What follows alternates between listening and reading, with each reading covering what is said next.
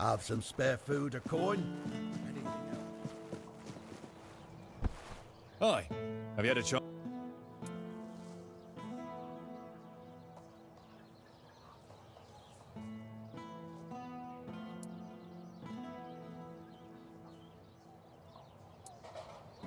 What?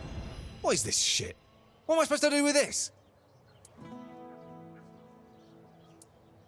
Did that Rita bitch put you up to this? A savage, teaching me morals. Don't make me laugh. So I like women. What of it?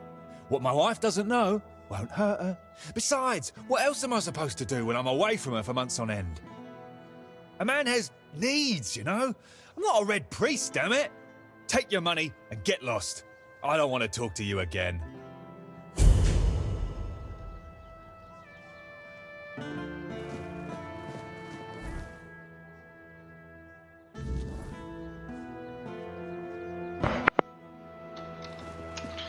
It's not about whether or not he would choose to accept it.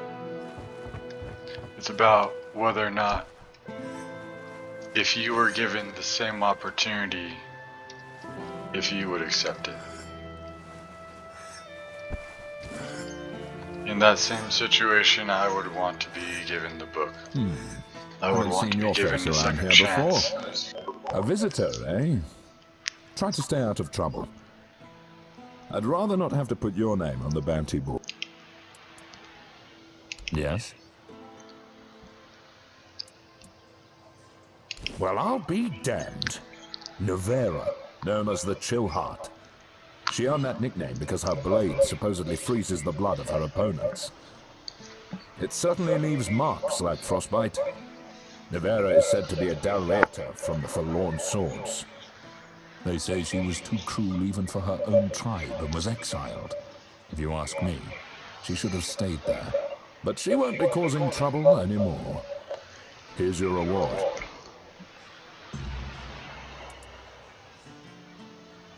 I recognize these remains. That's Thorn the Bloodbound. A complete madman.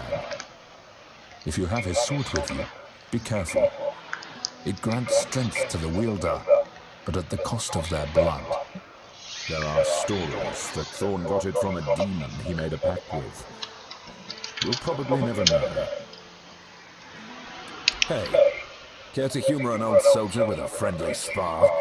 These bones could use some warming up. That's the spirit. Let's see if I've still got some fight left in me.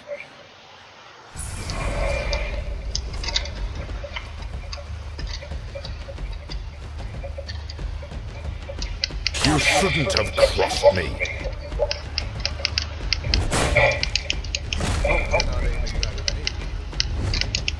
Now we're talking.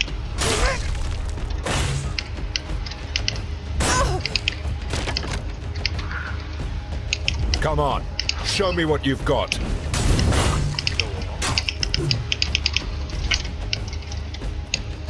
You'll regret crossing me.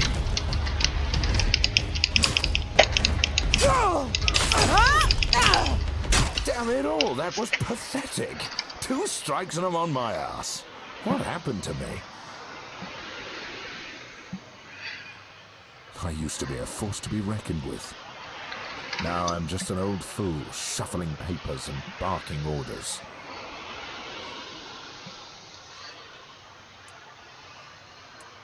Don't you dare patronize me! I know what I am.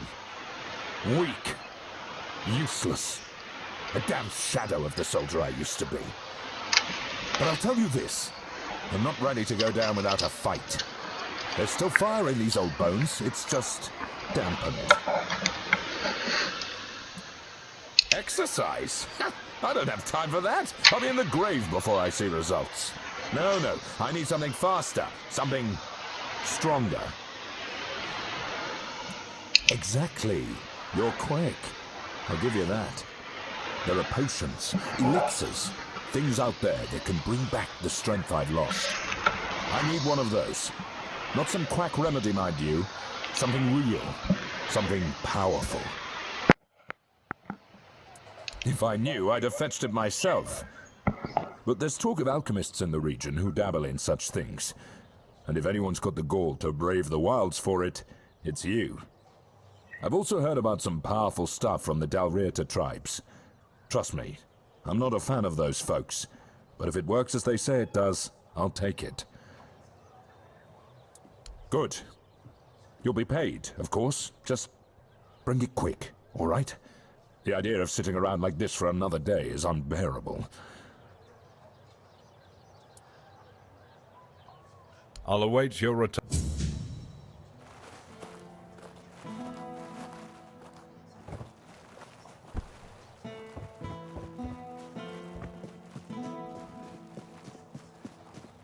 If I just stay put...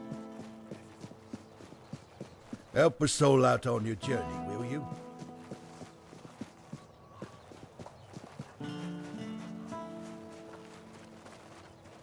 Elixirs, powders, ointments, got something for wounds, poisons, something to keep you on your feet through the night and help you survive the cold. And all of it made by my own hands, with science. No tricks, no vile spells. Yes, all magic is a scam, an illusion that pretends to give you something but always takes more in return. My elixirs work because they're based on knowledge and experience, not some fickle power from another world. Anyway, go ahead and read my anti-magic manifesto. I've laid it all out, why the magical plague must be wiped from Avalon. So he's just old. There's no magic cure for that. Because magic is nonsense. But science? Science has solutions. This is a blend of stimulants and enhancers. It'll make him feel like he's 20 again. Side effects? Sure, there might be some. But what doesn't come with risks? If he's desperate enough, he'll take it. If not, let him rot with his natural decline. Here, take this recipe. But prepare it carefully. Precision matters if you don't want it blowing up in your face. Or his.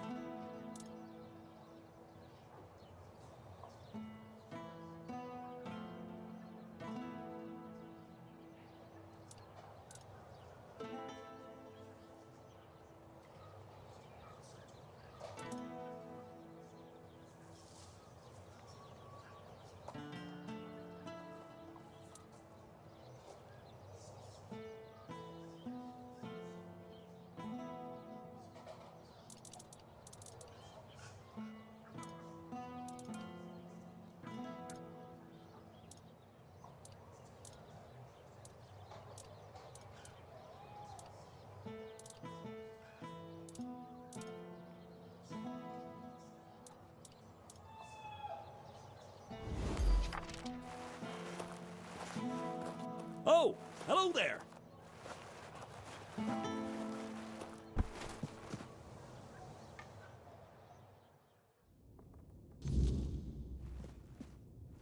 I swear if I catch that bastard, I'll shove all 5 volumes right up his arse. What? Aye, something happened. Some blighter broke in and stole every book about the beautiful Liliana. Not a loose page left. That's most of my income gone in the wind. That's not something I'd like to think too much about. Aye, one of the soldiers. He threw a fit a few days ago, 'cause I wouldn't sell him the latest volume on credit. There's no chance I'd ever allow that. Give it 2 months, I'd be bankrupt.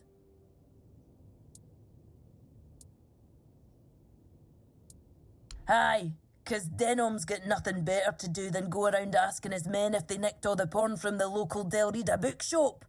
I'd be laughed out of his tent.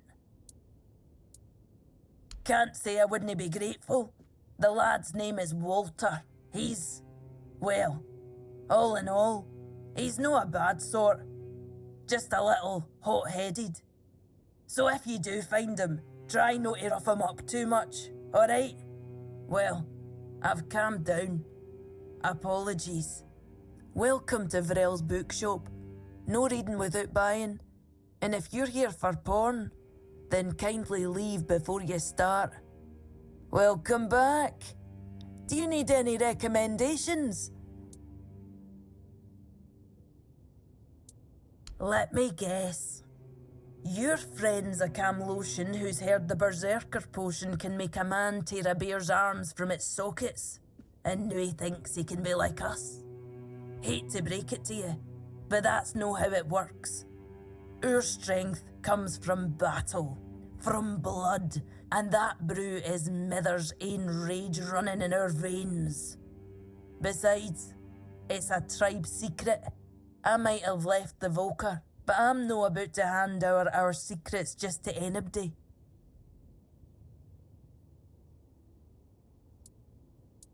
Camlotions and their love for shortcuts, but fine, have it your way. If your friend thinks swallowing something will help, maybe I can lend a horn. Here, it's harmless. Mostly herbs and a bit of spice. My father used to say true strength lies in the mind. So if your friend is as determined as you say, who knows? This might be enough for them. Good luck convincing them it's the real deal. That's half the battle.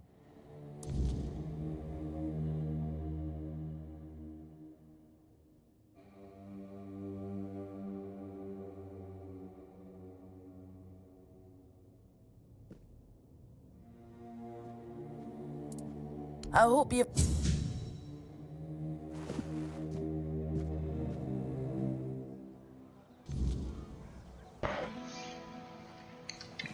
Someone stole her smut books. I can't believe it.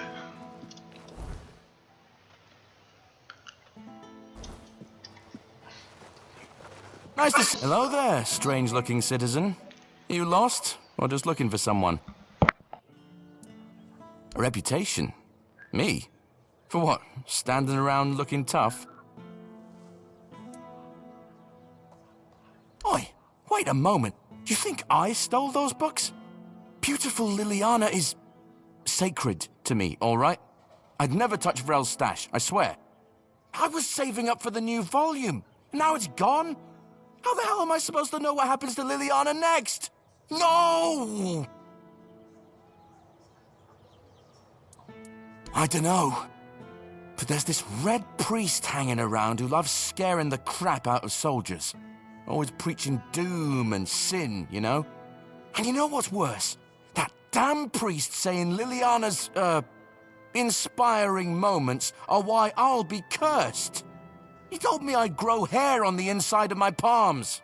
What kind of nutter says that to a bloke? Is that even a thing? Damn brother Ismat got me paranoid.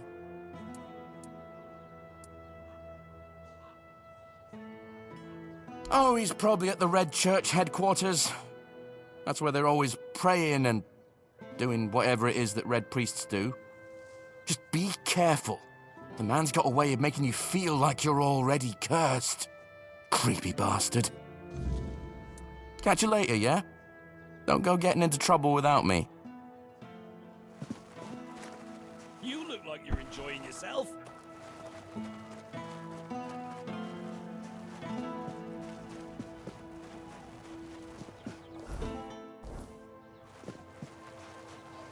Spare a coin for the hungry. If I just stay put, everything will be okay.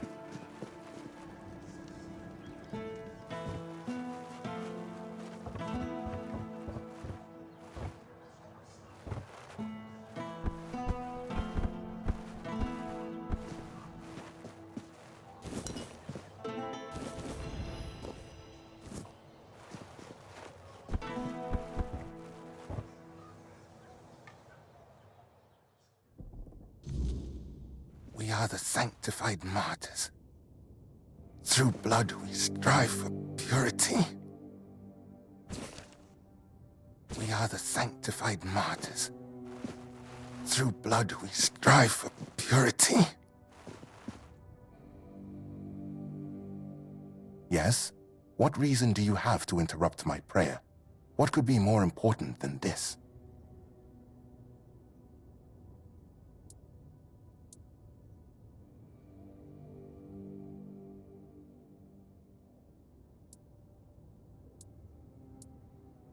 The body is a vessel of the Prophet's will, and its purpose is not to squander, but to glorify, says a sermon written by Flamen the Chaste. Through the suffering of the body, I free myself from the snares of evil. Each strike of the whip creates a wound, a holy space to be filled with the K's grace.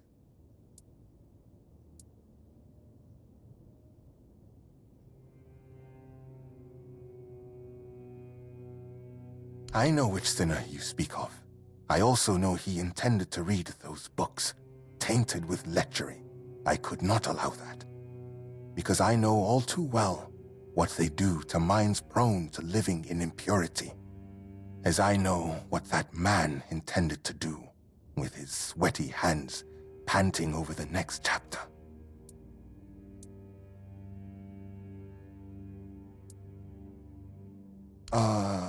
Of course, I am a Red Priest, after all. I know much about the struggles of the spirit, about what shatters a person's dignity, about the acts that cloud the mind with a fog.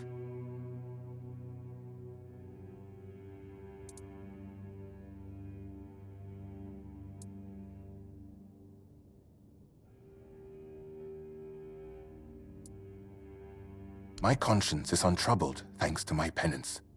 Leave me. I wish to pray. We are the sanctified martyrs. Why do you disturb?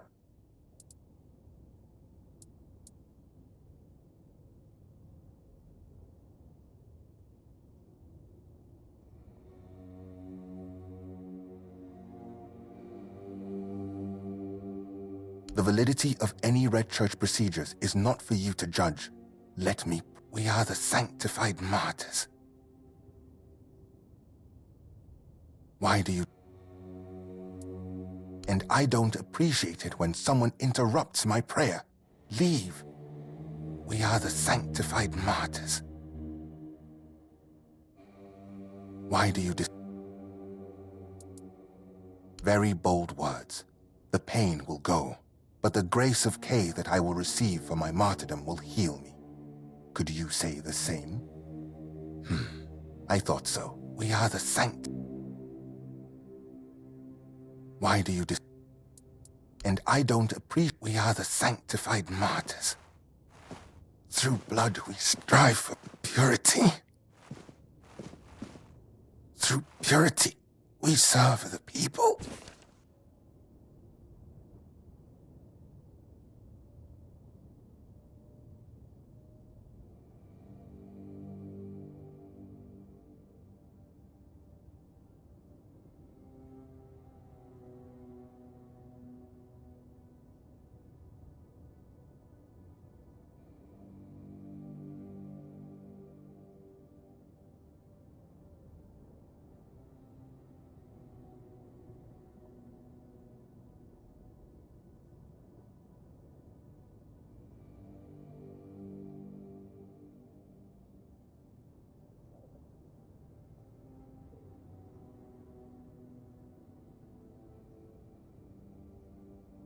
We are the sanctified martyrs.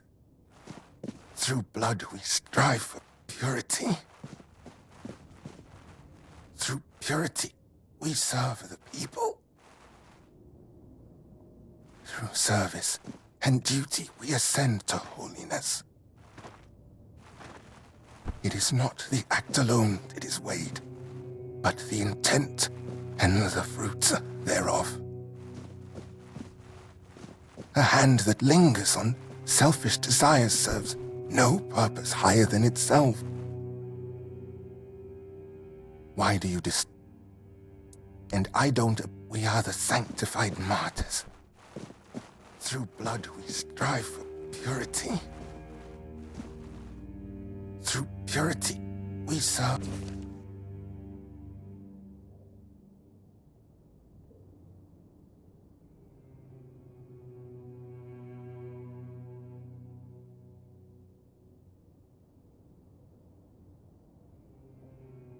We are the sanctified martyrs. Through blood we strive for purity.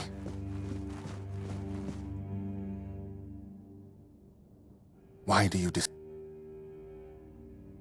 Yes, I stole those books that are thick with words yet imparting no virtue, filled with vulgar, scandalous illustrations. Yes, I stole those.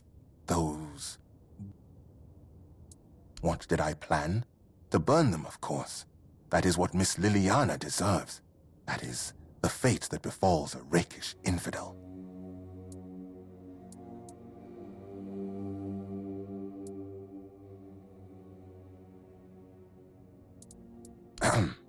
Yes, you heard correctly.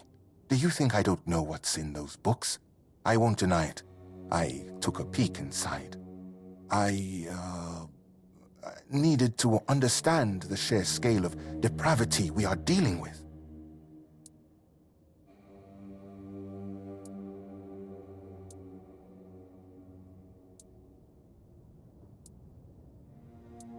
I acknowledge that sin is a natural part of the soul, yet equally natural should be penance, to free oneself from that sin.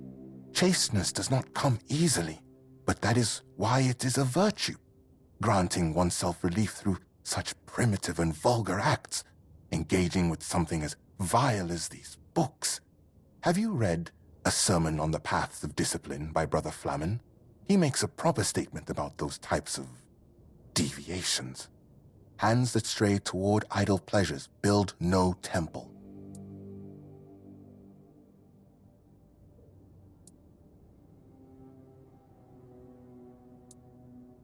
So, what has someone like you gleaned from them? I am most curious, especially since it's written that a hand that lingers on selfish desire serves no purpose higher than itself. Know this, the seed is sacred, meant not for waste, but for the cultivation of life and the service of greater purpose.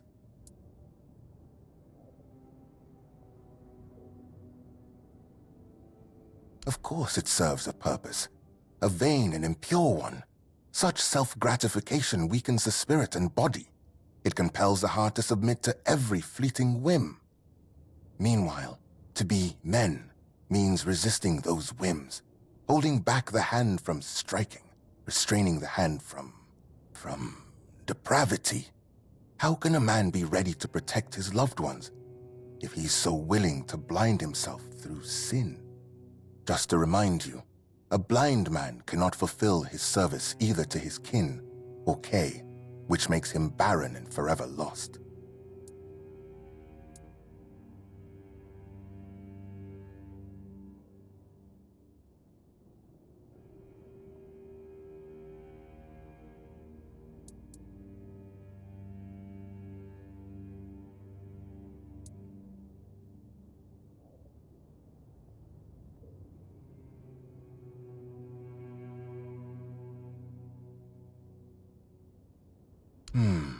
He serves, indeed. It is, of course, a different kind of service than mine, but if you put it that way, it is true that this man, for reasons known to him, started his duty and continues it. I must admit that I hold deep respect for those dedicated to their service. Maybe the soul of that one is not as corrupted as I thought, even if he is so eager to look into those tomes.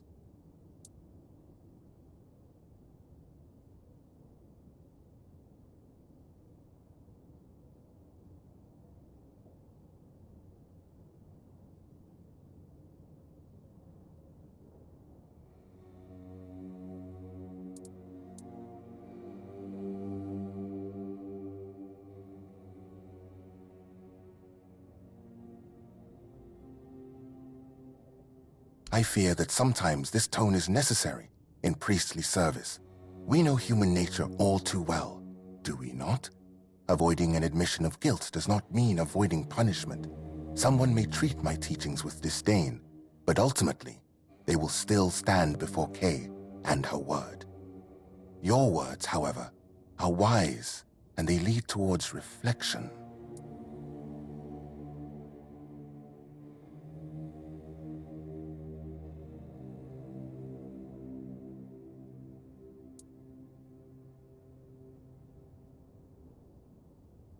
And there it is, the image of modern humanity, knowing no virtues. Stripping purity from every aspect of life, you kill holiness.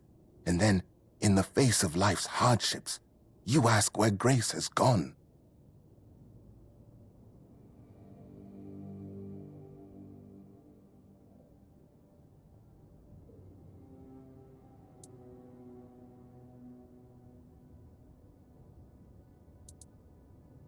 Of course, that's not true. This is exactly why we serve, so that you, the common folk, do not have to find the path on your own. We are your shepherd, guiding you to greener pastures. You don't have to make your heart seek wisdom. Just listen to the teachings of the Red Church.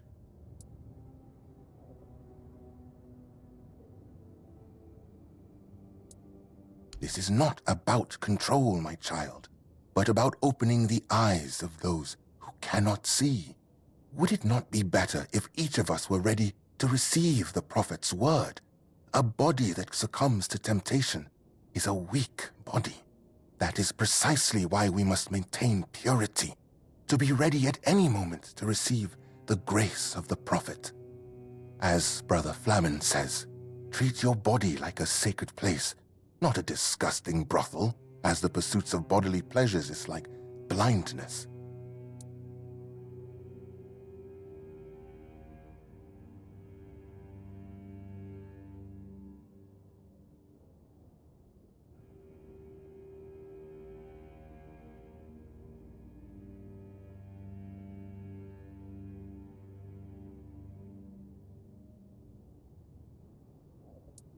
Indeed, but this does not apply to everyone.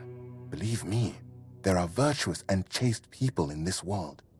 The problem is even greater, as despite the common knowledge of vain practices people engage in, they still do nothing to prevent themselves.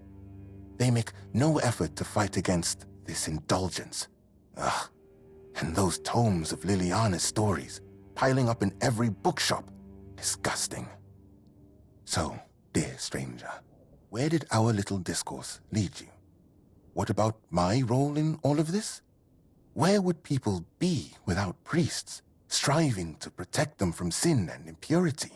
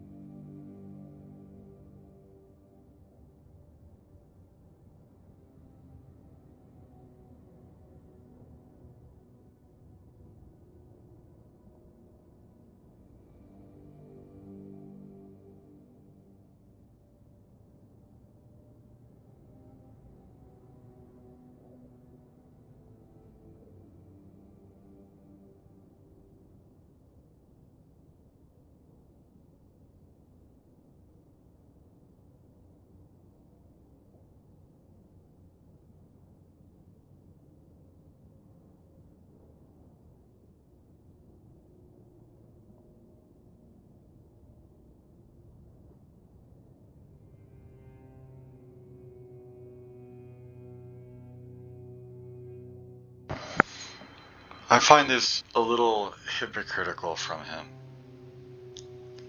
Because self-flagellation is the same. It's the same thing he's warning against. He's just masochistic, deriving pleasure from pain.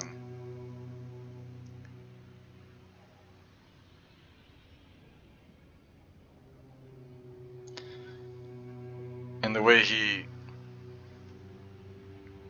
justified it was that it opens him up to receive Kay's blessings.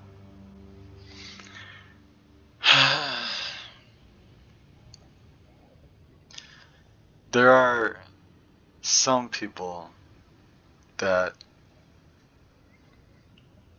they don't think properly when they're frustrated, or if they're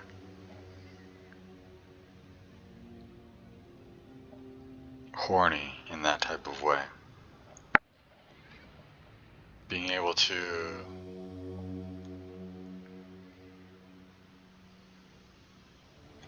take care of your own needs in a healthy, responsible way is something that I think is better for people than trying to prevent it.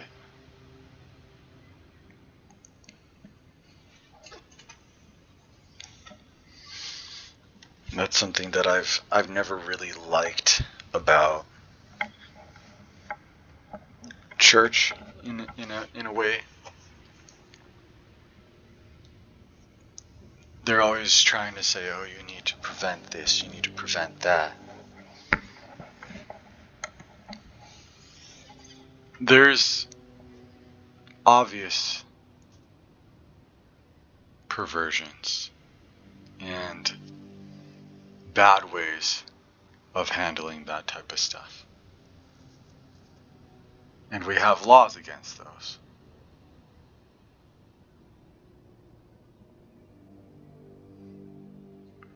To protect other people and to protect yourself from harm. But I see smut as just reading porn. It's very feminine. It appeals to the feminine, the female gaze.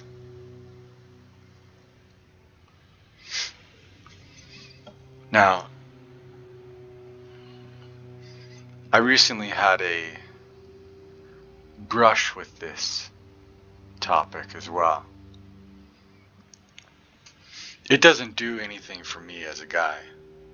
As a man, I don't get off on this. I'm incredibly visual. So I don't get anything from just reading it. It doesn't do it for me. Yeah, it doesn't. It's not my stroke.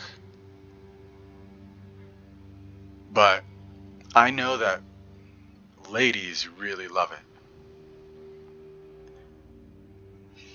They really enjoy it. So if that gives them the ability to think more clearly,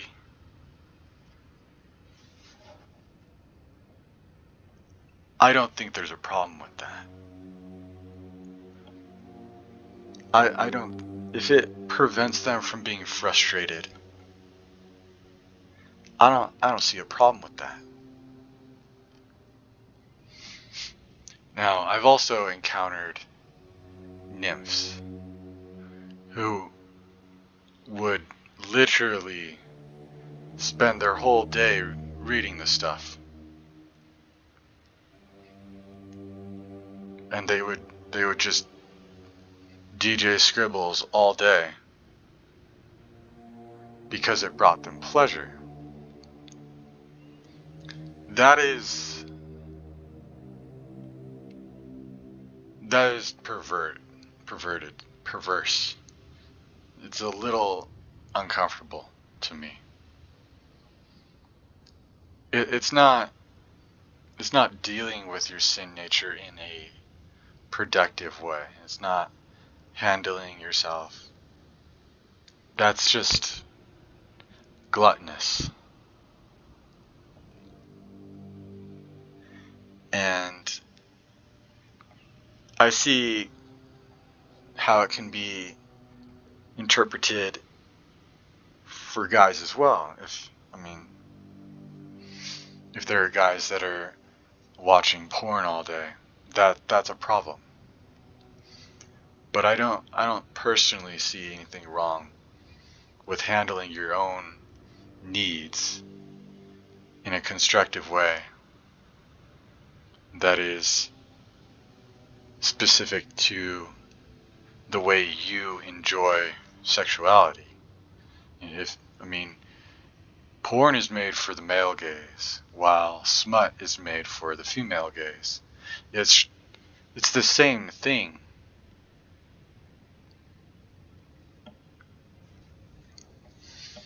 But gluttony and going overboard with it is just... Then it becomes more about pleasure and less about moderation.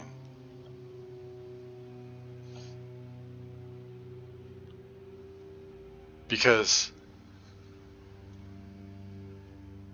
it's just...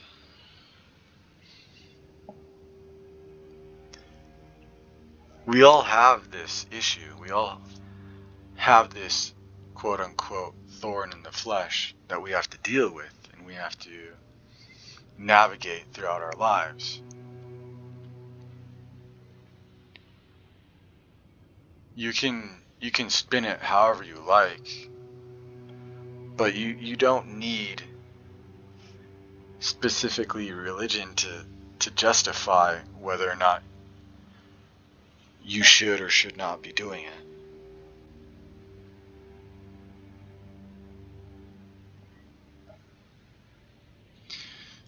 In a lot of ways, science tends to be the practical explanation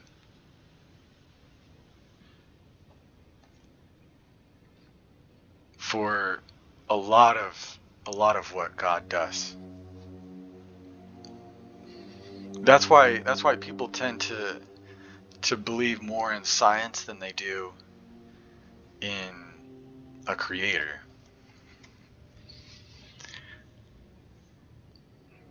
We wouldn't even understand science if he didn't at least give us some hints about it.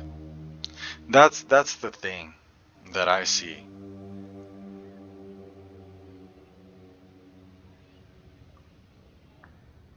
But I don't...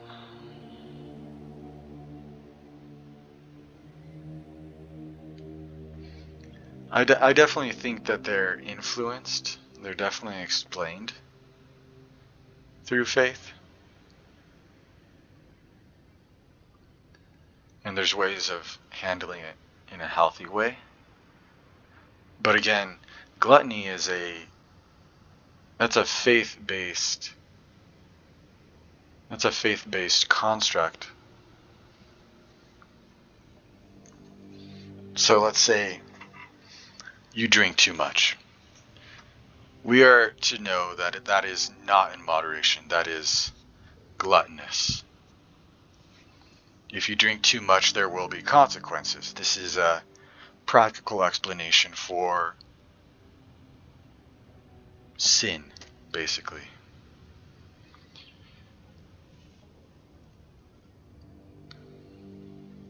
A lot of people have that vice. They like to drink. But there are a lot of people that cannot handle it. I'm not a person that enjoys drinking. I don't. I've never enjoyed that.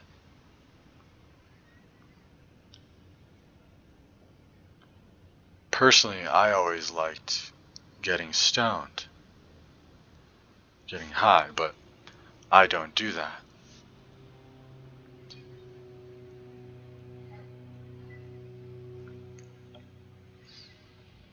When I would get stoned, there was a point where I would smoke too much and I'd kind of just be useless. Looking back at that time, I understand that wasn't in moderation. And that's why I stopped. Because there were people that would smoke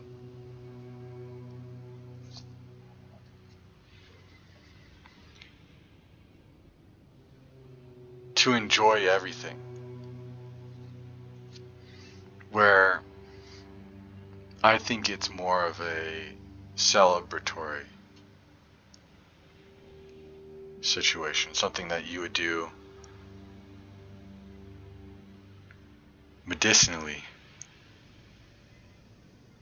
because it would help you sleep. I always had trouble regulating my body temperature. My feet were always cold.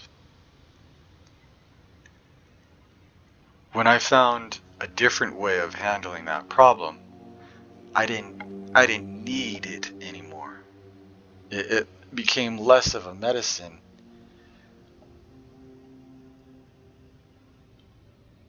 It's like when you get better, you just don't need it anymore. Lots of people, they don't like smoking because it doesn't affect them the same way. They say, oh yeah, it stinks. I mean, so does alcohol. So do people on alcohol.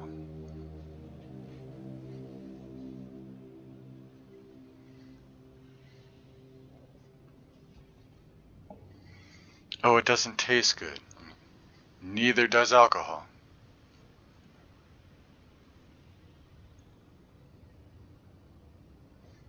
I don't like people when they're stoned. They're stupid. I mean, have you ever met someone who's drinking? Like, they say that it makes you more sociable, but alcohol affects different people in different ways. If you feel like you can't be social without being drunk, like that's a problem. That's something that I found. I found that I was a lot more sociable when I was high, because I would be able to ignore a lot of the extra noise. I have a lot of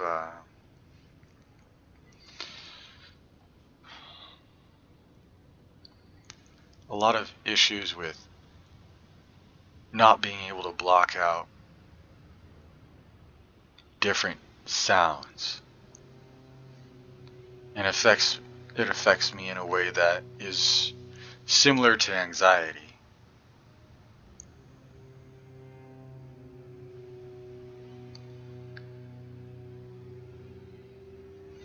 Whereas other people, they don't have that same problem.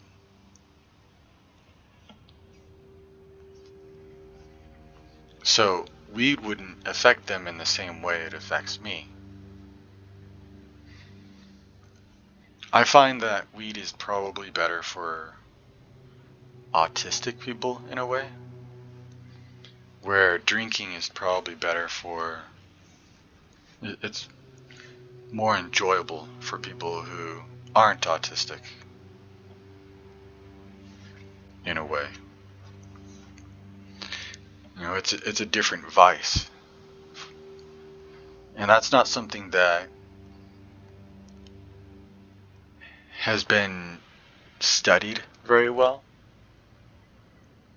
But you wouldn't have any type of reference unless someone told you, or if you experienced it yourself.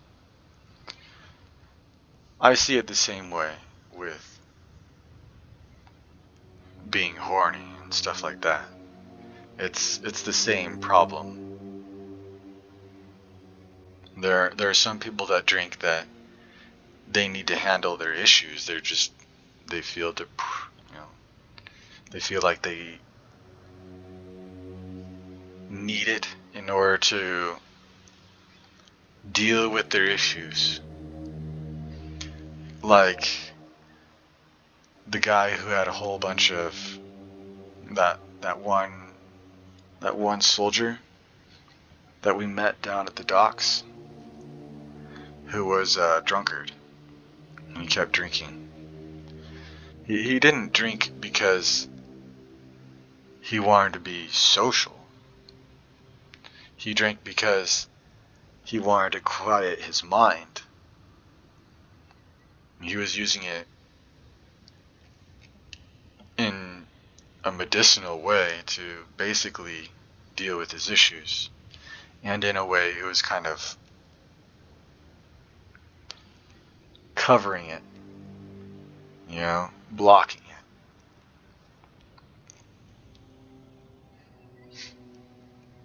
Sometimes, if that's the only way that you can handle your problems and make it so that you're not irritable and awful around other people,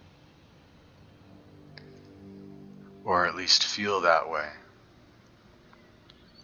people will go to great lengths to make sure that they're not bothering other people. Like this guy and his self-flagellation. He feels like that absolves him, in a way, of everything that he does wrong. In a way, I see this in the Catholic faith, where you would go to a priest and you would tell them your sins, and then they would give you a penance. You'd pay your penance, and then you would feel like you've done right, that you've handled it, and then that gives you the ability to move on with it. It wasn't until I went into the dungeon, found all those dog tags, and brought them back to him before that old soldier was able to finally move on. The same with that best friend quest. How all of his friends, even though they sold him out, they ended up taking on their own penance for that. One of them lost a hand, one of them lost his tongue, one lost his leg. These are all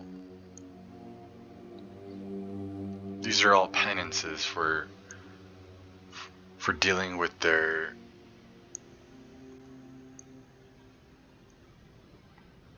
bad choices. You can see how it all kind of connects in a way. I don't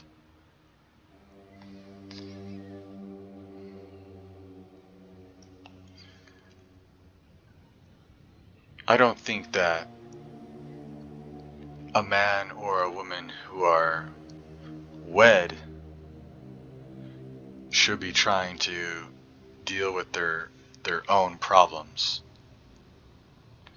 Because when you are wed, you are one flesh. You're supposed to take care of her, and she's supposed to take care of you. You're not left to your own devices.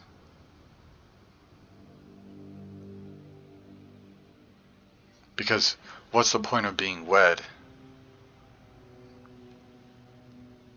Being in a relationship if you can't take care of them.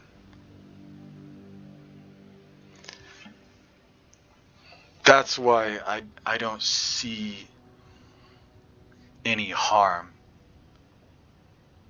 in taking care of a lady in the way that she wants to be taken care of. Yes. If she enjoys smut, if I can provide something like that for her,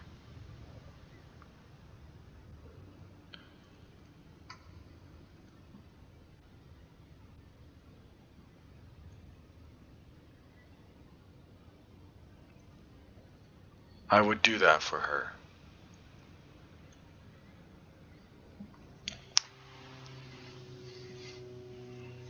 I don't expect a lady to do that for me. But if she didn't do it for me, I would see that as a pretty big red flag. And that's something that I notice with the feminist movement. Sure, they have all the smut books in the world right now. But they want to remove all the good-looking women out of video games. All the nice, sultry-sounding voice actors and actresses. But every guy in this game has an attractive voice for the female gaze. And not one woman in this video game sounds nice. Not a single one. So I can see that as a double standard. None of the women are attractive, physically appealing to men. None of them. But this dude's got his fucking shirt off. So, I mean, I can see the blatant sexism.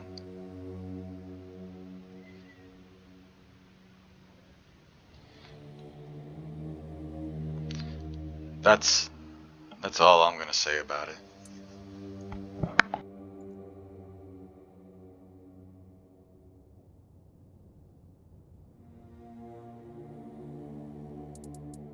It is true that I myself was not always a priest. I did not always live guided by purity. Did that make me someone who hurt others or a bad person? I believe it did not. That's a thought worth remembering. Enough, stranger. I see you've tried, but I won't debate matters of faith further. I remain unshaken. The books will burn. Now, let me return to my prayer.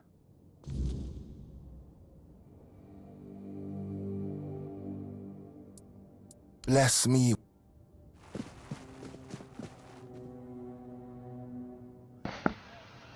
I think he's wrong about that.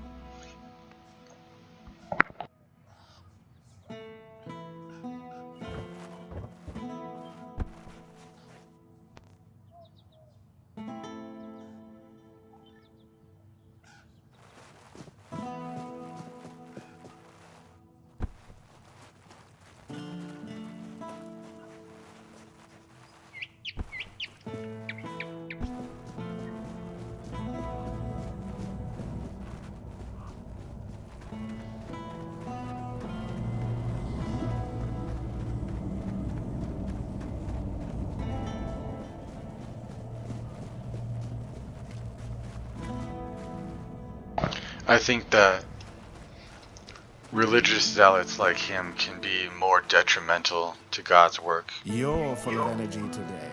than they can be useful.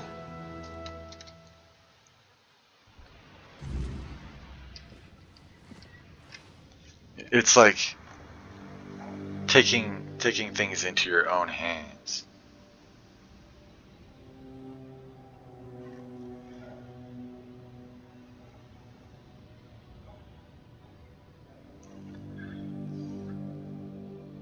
I think it's objectively wrong to do that. He says he wants to be a shepherd, but how does it make God look good if you don't let him do the work? If you just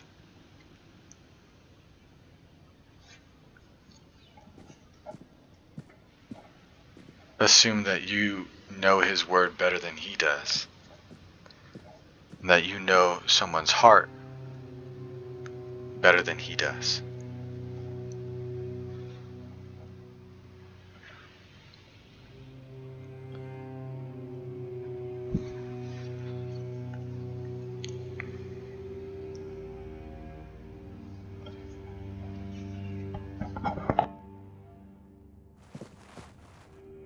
Welcome back. Damned red priests. You'd think they'd have bigger problems than a bit of questionable literature. They don't have to like it. But nobody's forcing them to read it either. Well, thanks for looking into it. For whatever it's worth. One more thing. I can see you're alright. And I hope I can trust you. We need to talk. No this time. I'm not in the mood to even joke about that. This time, it's serious. A matter of life and death, you could say. There's a stone tablet in Lord Devane's manor. A Delrida relic. And I need you to get it for me.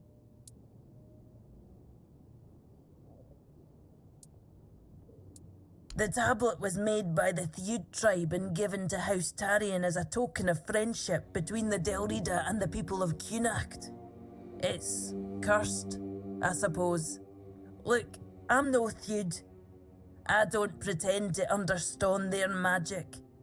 But I do know the tablet causes nightmares. The thicker the weirdness, the worse they get. And, well, we all know what happened to Lady Maeve. If that tablet killed her, it can't stay in the manor.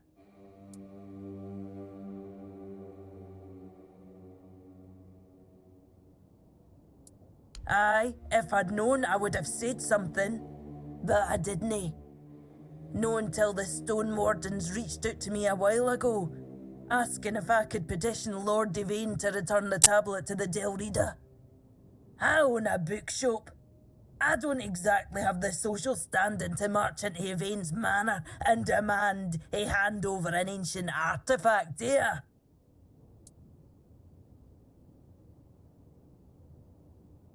Like the voice actress for this character is just so wretched.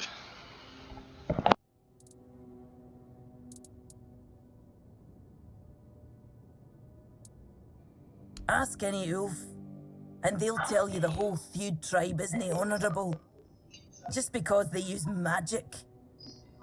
They'll also call the Volker a bunch of raving lunatics. But while I don't put much stock in prejudice, it does feel wrong. Maybe it should, but it's also history. If the Stone Wardens are right, this tablet is one of the oldest examples of Theud craftsmanship. A piece of Delrida magic that survived on Avalon for centuries.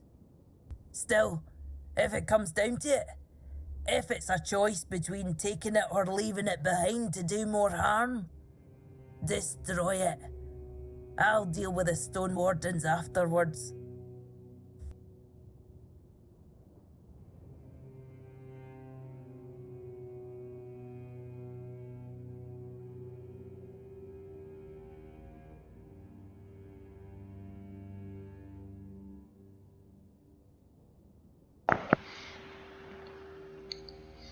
Let me put it into perspective. I feel like I could do a better female voice than she did doing this voice acting. As a guy, I feel like I can do a better female voice than she can. That's concerning to me.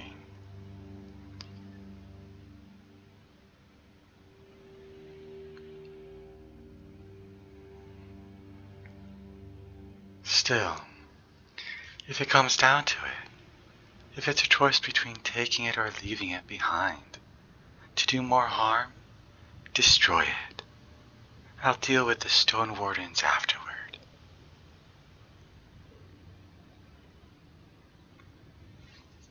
And it's not even difficult.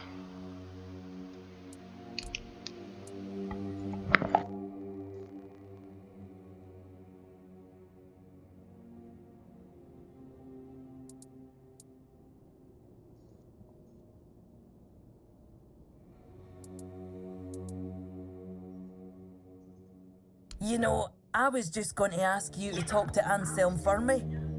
But if breaking in is what you prefer, I'll only stop you. Just try not to get caught, alright? That would be embarrassing for both of us.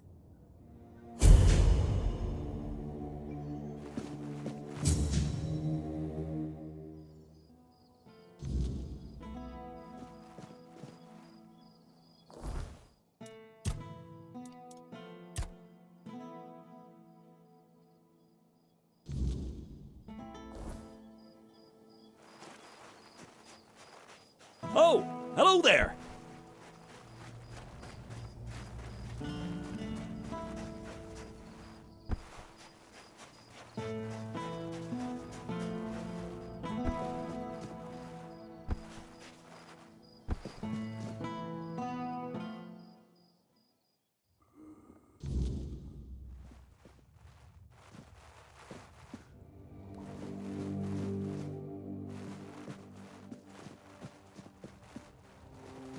Always a pleasure to see you. There. Do you need something? Are you in pain? I'll do all I can to help, but I need to warn you that our supplies are quite limited.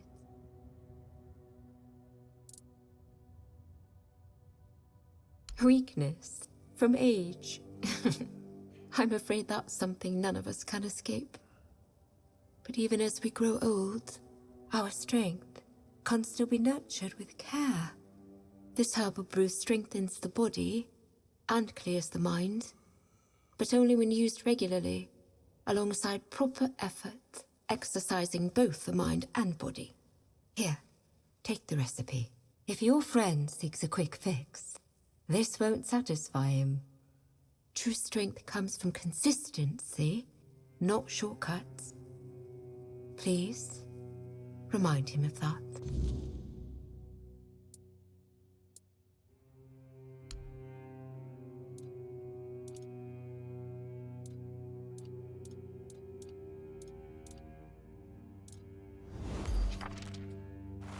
Help a soul out on your journey, will you?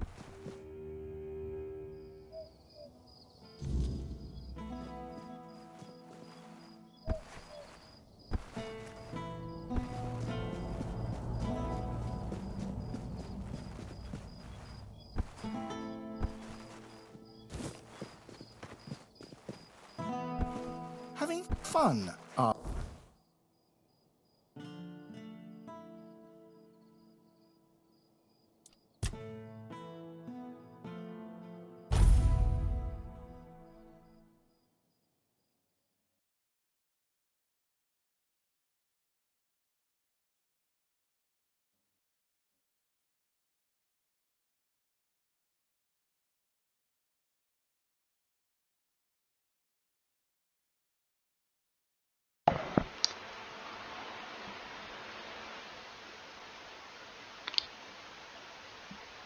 It's literally just one person.